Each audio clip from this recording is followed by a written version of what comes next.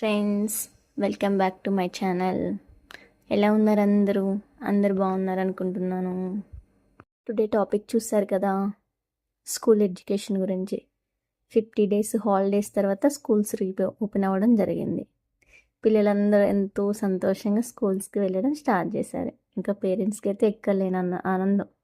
వాళ్ళు ఇన్ని రోజులు చేసిన అల్లరంతా కంప్లీట్ అయిపోయింది. ఇక స్కూల్కి వెళ్తున్నారు హ్యాపీ పేరెంట్స్కి. మరి ఇంకా స్కూల్కి వెళ్ళటంతోనే కదా బాధ్యత మొత్తం స్టార్ట్ అయింది. బిఫోర్ డేస్ అంటే అందరూ ఫ్రీ ఎడ్యుకేషన్ తీసుకునేవాళ్ళు. బట్ ఇప్పుడు ఫేమస్, ఎంత ఎక్కువ పేమెంట్ చేస్తే స్కూల్లో అంత గొప్ప స్కూల్లో పిల్లల్ని చదివిస్తున్నట్టు స్టేటస్, అదొక స్టేటస్ అయిపోయిందనమాట.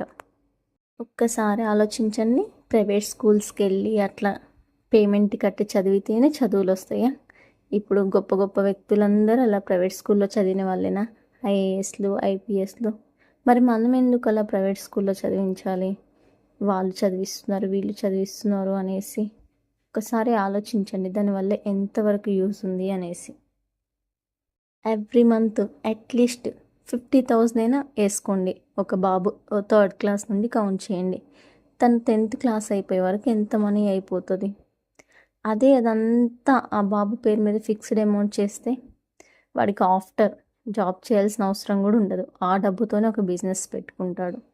అలా అని కాదు, పిల్లల ఎడ్యుకేషన్ కోసం పెట్టుబడి పెట్టడం కరెక్టే. బట్ అసలుకి ఎడ్యుకేషన్ని మనీతో కొనడం అంత అవసరం లేదు. గవర్నమెంట్ అన్నీ ఫ్రీగా ఇస్తున్నప్పుడు గవర్నమెంట్ స్కూల్లో కూడా అదే ఎడ్యుకేషన్ వస్తుంది. ఫస్ట్ ఎడ్యుకేషన్ స్టెప్ అనేది మన ఇంటి నుండే స్టార్ట్ అవుతుంది.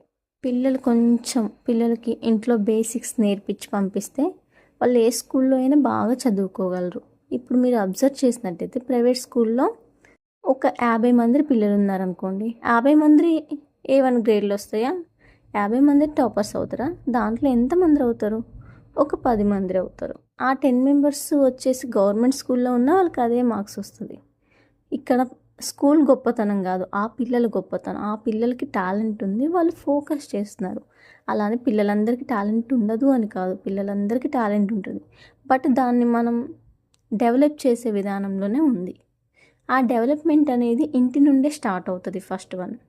ఓకే, ఏ స్కూల్కి పంపించడం అనేది పేరెంట్స్ ఇష్టం. బట్ ఏ స్కూల్కి పంపించినా పిల్లల్ని మానిటర్ చేస్తూ ఉండండి. ఫర్ ఎగ్జాంపుల్, ప్రైవేట్ స్కూల్ అయినా ఈరోజు స్కూల్కి వెళ్ళి వస్తే ఈవినింగ్ వచ్చినాక ఒక 10 minutes వాళ్ళతో మాట్లాడండి. ఈరోజు కొత్తగా ఏం నేర్చుకున్నావు, ఏం చదివావు, జస్ట్ టెక్స్ట్ బుక్ రీడింగ్ కరెక్ట్గా వస్తుందా లేదా, ఏదైనా వర్డ్స్ ఇస్తే రాయగలుగుతున్నాడా లేదా, ఈ 2 వస్తే ఆ పిల్లగాడు మంచి చదువుకున్నట్టే. ఆ పిల్లలు చదువుతో పాటు పిల్లల్ని స్పోర్ట్స్లో కూడా మనం ఎంకరేజ్ చేయడం ప్రజెంట్ ఉన్న డేస్లో ఇంపార్టెంట్ అనుకోవచ్చు. స్పోర్ట్స్ డెవలప్ అయితే పిల్లలు ఏమన్నా క్రికెటర్స్ అవుతారా, బ్యాడ్మింటన్లు అవుతారా అని? అవుతారు ఖచ్చితంగా, ఎందుకు అవ్వరు? ఇప్పుడు అయ్యే క్రికెటర్స్ అందరినీ మనం చూడట్లేదా?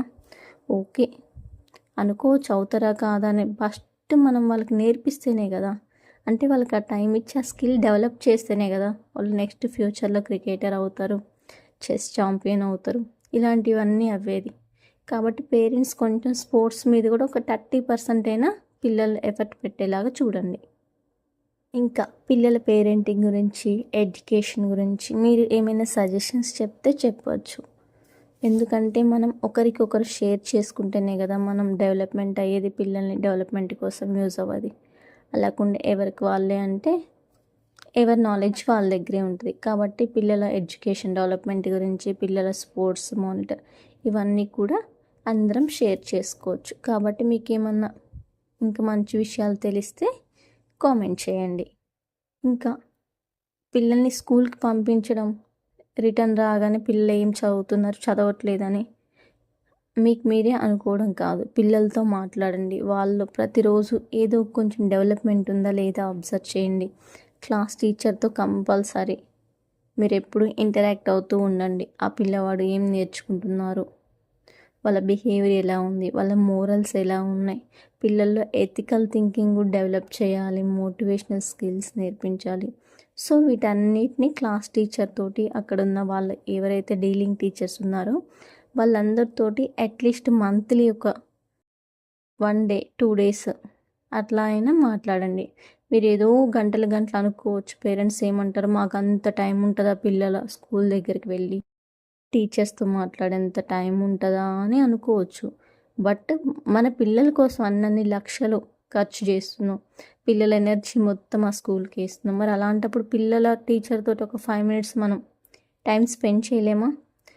పిల్లల ఎడ్యుకేషన్ కోసం, వాళ్ళ ఫ్యూచర్ కోసం. కాబట్టి టీచర్స్తో పేరెంట్స్కి ఇంటరాక్షన్ కంపల్సరీ ఉండాలి. మీరు ఎంత ఇంటరాక్టివ్ టీచర్స్తో ఉంటారో టీచర్స్కి ఆ పిల్లల మీద ఫోకస్ కూడా అంత ఖచ్చితంగా ఉంటుందన్నమాట.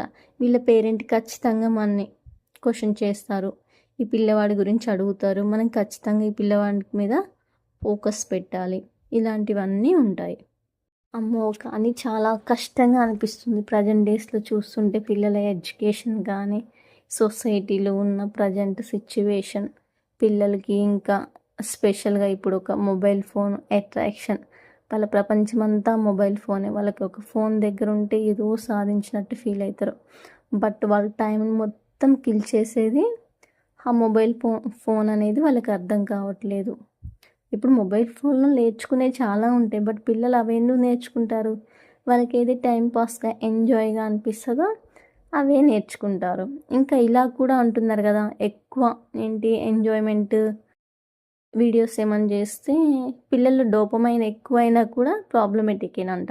అంటే వాళ్ళు ఎక్కువ ఆనందంగా వీడియోస్ చూసి ఉన్నా కానీ అది కూడా పిల్లల హెల్త్కి అంత బెటర్ కాదు అంట. సో పేరెంట్స్ కంపల్సరీ పిల్లలకి టైం టేబుల్ ప్రిపేర్ చేసేటప్పుడు వాళ్ళ డేలో మొబైల్ ఫోన్కి కూడా టైం ఇవ్వండి. ఒక 15 మినిట్స్ 20 మినిట్స్ అలా ఇస్తే ఆ పిల్లలు మొబైల్తో ఎంజాయ్ చేసినట్టు ఉంటుంది. ఒక సిస్టమాటిక్ టైం, అంటే ఇంత టైము ఇప్పటివరకు ఎంజాయ్ చేయాలి అని ఫిక్స్ అయిపోతారు. కాబట్టి టైం టేబుల్లో అలా కూడా వేయండి. Thank you friends watching my video. Please share, comment, subscribe.